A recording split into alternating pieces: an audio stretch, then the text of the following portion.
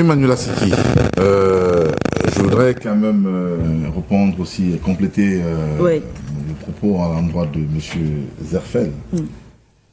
Qu'il sache déjà que en Afrique, le pays qui a le plus lourd tribut, le plus grand taux de victimes en ce qui concerne les attaques terroristes, djihadistes, AQMI et autres, c'est l'Algérie. C'est l'Algérie, près de 200 000 morts. Donc, vous comprenez donc que l'Algérie est déstabilisée, n'est pas déstabilisée, cause de la déstabilisation a commencé depuis longtemps. Depuis que l'Algérie a commencé à faire une croissance économique à 2-3 chiffres, la déstabilisation a commencé. Et comme le disait M. Parfendom, c'est une stratégie qui visait d'abord à discréditer l'Algérie. La preuve, celles des autorités de l'AES qui ont véhiculé ce message ne peuvent pas vous dire qu'ils ont envoyé des missions d'enquête sur le terrain.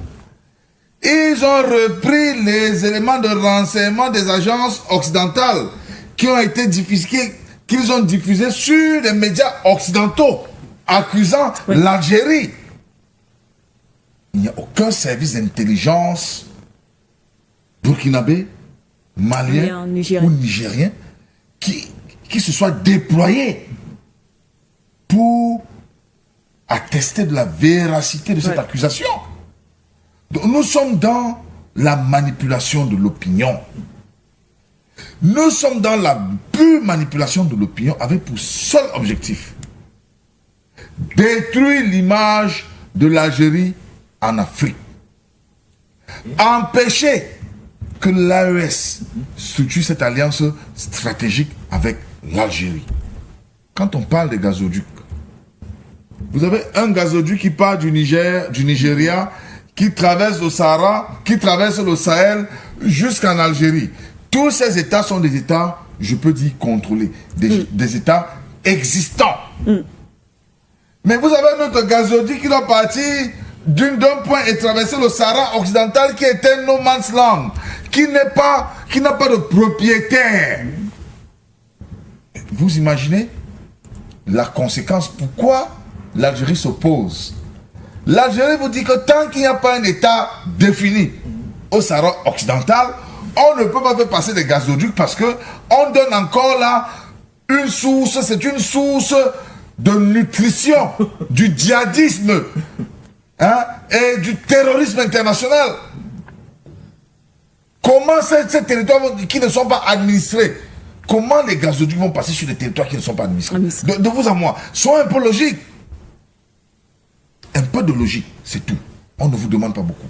On dit un peu de logique pour comprendre qu'il y a une grosse stratégie qui a pour objectif de déstabiliser le président Abdelmadjid Tebboune, qui aujourd'hui a décidé de prendre le taureau par les cornes.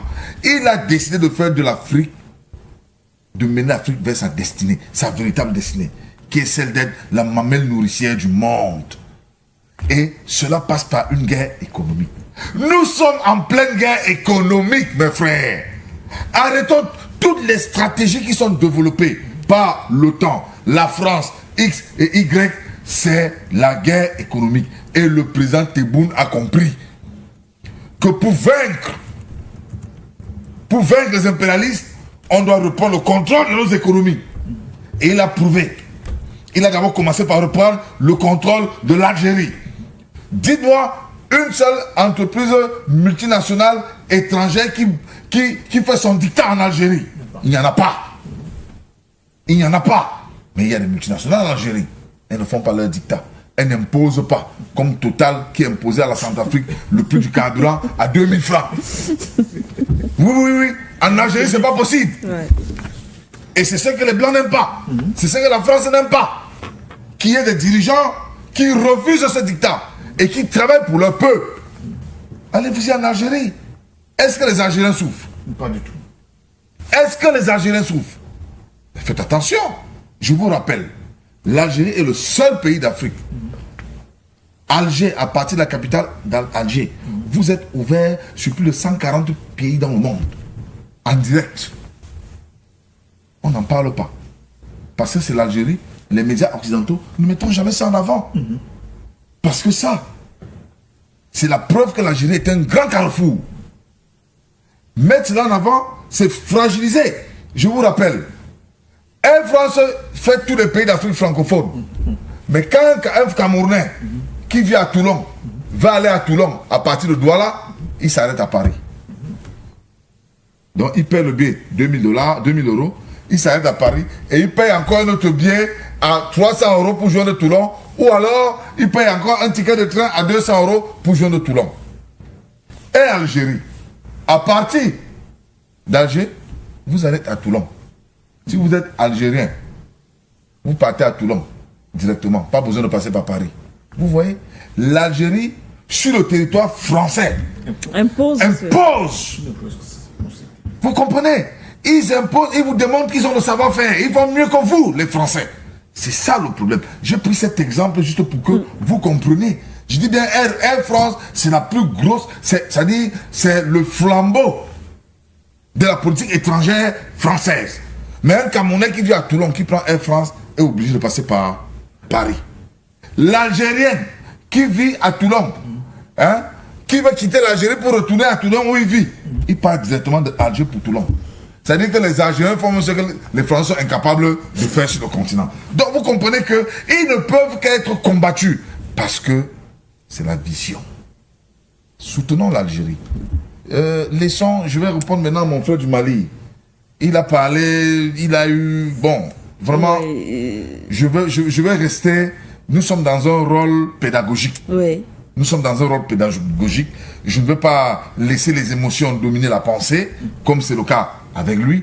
Il devrait comprendre à qui profite le crime. C'est la première question qu'il doit se poser. Oui. À qui profite le crime?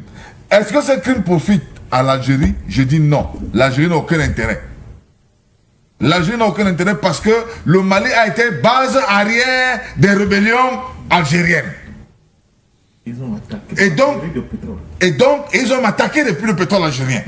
Donc, l'Algérie n'a pas d'intérêt à cautionner ou à encourager ou à sponsoriser ou encore à financer des groupes djihadistes parce que c'est son argent qui va se retourner contre lui. Et donc, il faut comprendre que c'est des stratégies des agents d'intelligence occidentale pour s'aimer la zizanie entre les deux peuples. Parce que l'union de ces peuples va bouter hors des frontières de l'Afrique les néo-colons. Et donc le panafricanisme en sortira vainqueur. Mes très chers frères, nous devons soutenir la politique du président Tebboune. À mon avis, elle est bonne. Je suis économiste. Vous avez constaté que durant mon intervention, je n'ai fait qu'appuyer sur des points économiques. Et je vous rappelle, la véritable libération de l'Afrique viendra lorsqu'on aura gagné la guerre économique. Tant qu'on n'a pas gagné de guerre économique, zéro libération pour l'Afrique. Comprenez-le une fois pour toutes. Laissez les états d'âme, laissez les émotions. Soyons structurés. Ayons une pensée structurelle.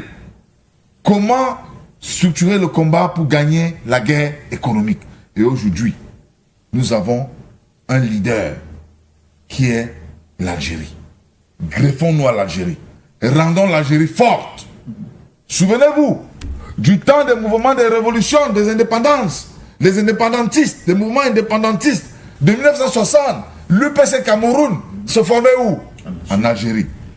Constatez que tous les États d'Afrique noire qui ont coopéré avec l'Algérie sont des États qui ont eu des avancées politiques. Donc, revenons aux fondamentaux de nos parents, de nos grands-parents. L'Union, Mandela, hein, qui a porté la cause sud-africaine, hein, des Noirs sud-africains, comme l'Algérie. Qui sur le continent? Personne. Personne. Souvenez-vous bien. Il y avait Mandela et Kadhafi. Souvenez-vous que lorsque Mandela est sorti de prison, il est allé en Libye. Et la presse occidentale a tapé sur lui. Et Mandela leur a dit, vos ennemis ne sont pas nos ennemis. Vos ennemis, Kadhafi qui est votre ennemi, n'est pas mon ennemi. Kadhafi a soutenu mon peuple. Pendant 27 ans, j'ai fait 27 ans de prison, Kadhafi a soutenu mon peuple. Et après la Libye, il est allé où? En Algérie. Pour dire merci.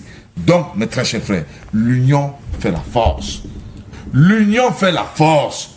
Nous menons aujourd'hui, les Mandela ont mené leur combat. Leur combat nous a édifiés. C'est à cause de leur combat que nous avons amorcé celui que nous menons aujourd'hui. La libération économique.